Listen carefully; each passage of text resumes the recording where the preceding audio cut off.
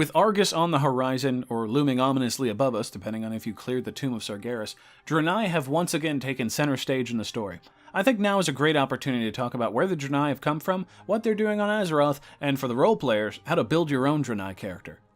Our story begins thousands of years ago on the planet Argus. Life was magical. Literally. The Eredar race had built a magical civilization, weaving it into every part of their lives. Art, science, other magic. Anyway, those who were the most powerful in the magical arts were the leaders, the Triumvirate. This consisted of Velen, Archimonde, and Kil'jaeden. They led with the assistance of the Atamal crystal, which helped their development with magic. The crystal's origins were a mystery to the Eredar, but they centered their society around it, because why not? And everything changed when the Burning Legion showed up. Sargeras appeared to the Triumvirate, saying he was impressed with them and wanted to give them power and knowledge in exchange for their loyalty. Archie and Kil'jaeden were totally on board with this plan, but Velen wasn't feeling it. He went for a walk and touched the Atamal crystal and received a vision about Sargeras and the Legion and all of its demonic might. He ran back to tell the other two, but they dismissed his concerns and immediately pledged their loyalty because screw Velen, he's a nerd anyway.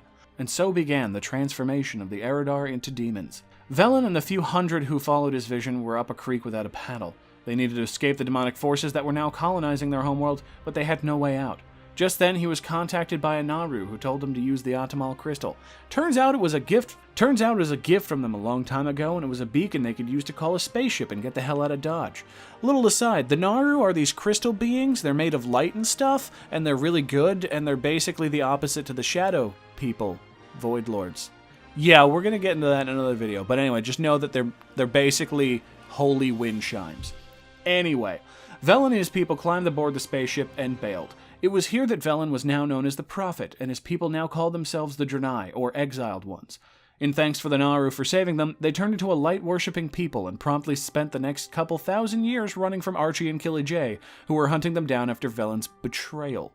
All the while, the Eredar people were transformed into demons and the commanders of the Legion. They now shared the immortality and power that Sargeras promised them, but, had to be evil. They seemed to be pretty alright with the deal. Fast forward to about 200 years before the First War. The Draenei, finally out of gas, crash-landed on a planet full of orcs they decided to call Draenor, because they were egotistical like that. They befriended the orc clans, but mostly kept their distance. Also, one of their ships, Genedar, crashed into Nagrand and started being worshipped by the orcs because the souls of their ancestors tended to float around it. Draenei figured it was probably not a good idea to mess with their religion and let them have it. Unfortunately, it was here that Kil'jaeden found them. Instead of a full-on invasion and risking the Draenei escaping again, he went with a more subtle approach. He chose to influence the orcs and convince them to form a horde and fight the Draenei. The Draenei were a formidable foe and clashed well, but by the time they realized the orcs were being influenced by demons, it was too late. They had drank the blood of Manaroth, a pit lord, and immediately sprinted to the capital of Shattrath and burned it to the ground. The remaining Draenei went even deeper into hiding, or were corrupted. The corrupted Draenei were known as Broken, and if they fell further, they became Lost Ones. The Lost Ones were mostly crazy and violent. A handful retained their sanity, but not much of it. The Broken, however, were simply mutated and shunned by the Draenei because they lost their connection to the light. They also thought they were infectious. One particular Broken by the name of Nobundo was a paladin, but without his connection to the light, he found his way to shamanism. He was the first to introduce shamanism to the Draenei and create that bond with the elements. They hid out in the swamps through the First and Second Wars, along with the shattering of Draenor, until Illidan and the Blood Elves showed up. They tore into the remaining orc and demon forces stationed in Outland with the intention of carving out a place for Illidan and his forces. The Draenei saw their chance and bolted for their ships up in what is now known as Netherstorm, but the Blood Elves have mostly taken it over. They drove them out of one section known as the Exodar, fired up that sucker, and promptly crashed it into Azurmist Island on Azeroth. It has remained there ever since. From here, the Draenei ingratiated themselves with the Night Elves, who helped in sponsoring their place in the Alliance. They assisted the Alliance in their campaign back into Outland to fight Illidan and the Legion, as well as played a major role in reigniting the Sunwell for the Blood Elves despite their aggression towards them. Since then, these Draenei have been a stalwart ally of the Alliance, waiting for the day they eventually join up with the Army of Light to finally end the Burning Legion once and for all. It's important to note that there is a side group of Draenei found in the Warlords of Draenor expansion. These were from an alternate timeline where the orcs never gave in to the demons, and because of this, they had more of a fighting chance to defend their cities. They eventually helped the orcs in defeating Gul'dan, Archimonde, and the demons who had come to invade their world. So far, none of the major forces have crossed into the main timeline, but that doesn't mean your character couldn't have. As of the Legion expansion, we're staring down the Draenei finally reaching their end goal, returning to Argus, forming the Army of Light, and finishing the Legion once and for all. It's a very exciting time. Even though they may not ever be able to turn back their planet to the glory it once was, they will have read the universe of the threat of the Legion. Here's a quick note about what the Army of Light is. Essentially, Velen prophesized that the Draenei would link up with basically all the forces of Azeroth, Alliance and Horde alike, to go after the Legion and finally end them once and for all. This is apparently going to happen in patch 7.3. This concludes the history lesson on the Draenei. For those of you interested in knowing how an individual Draenei might feel about this, or for the role-player types, let's dive into that.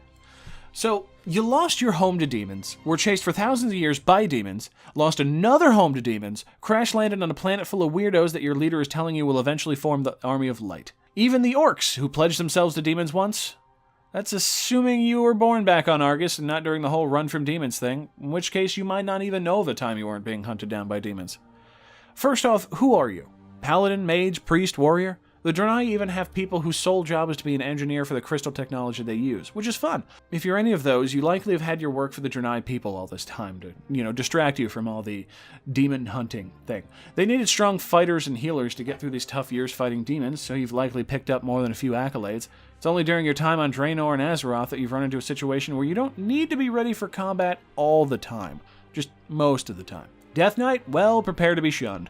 Draenei don't like corrupted things, remember? Just go ask the broken. Hell, even the Draenei who picked up shamanism are looked at with a side eye. That's orc magic, don't you know? Maybe you're just a civilian. You've been on this crazy ride for any number of years now, sometimes upwards of 1,000, based on the visions of the Prophet Velen guiding you to safety. Safety has been a long time coming now, and it's only in the last patch that glimpses of hope have finally been seen. Now that the Draenei have settled on Azeroth and have had prolonged exposure to people other than the Draenei, your character can react to this in a wide variety of ways. Perhaps, given your long-lived nature, you have no interest in socializing with the lesser-lived races. Only Night Elves can really relate to your experiences, after all. Or perhaps the idea of a new culture after hearing the same thing for hundreds of years is exciting, and you have no interest in returning to the Exodar for many years. That's assuming you've been on board with this whole Prophet Velen thing anyway. Let's face it, you believed him when he said the Legion was bad and were ripped from your home planet and spent a ludicrous amount of time having your people slowly dwindle down due to demonic attacks.